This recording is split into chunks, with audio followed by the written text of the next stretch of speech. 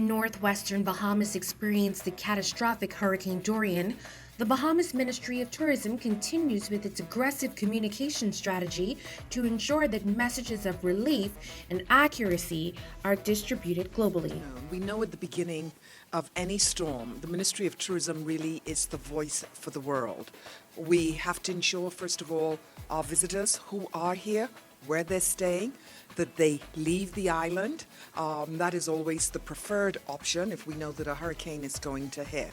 And we just keep a close eye. We communicate with all embassies throughout the world, and we also get the message out. We share updates, we share reports. So from a marina, from the cruise line, from the airlines, the airports, opening, closing, hotels, resorts. So that's a huge component of what takes place and what has to happen and that we're responsible for. But we balance that with also letting the world know that we're not shut down completely. And I want to emphasize that I know at some levels that sounds like that's not important now. It is important. It's important that we keep the economy going.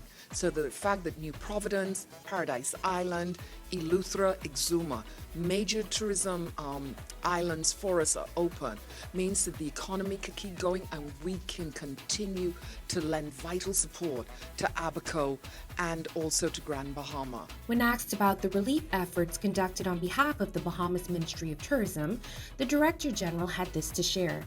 And so we wanted to create a portal by which people would know where they could go to lend support.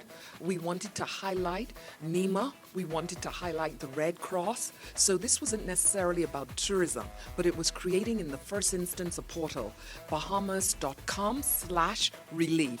And it opens immediately and it's the gateway to all the agencies. To find out more how you can support the relief and recovery efforts, visit bahamas.com/relief today.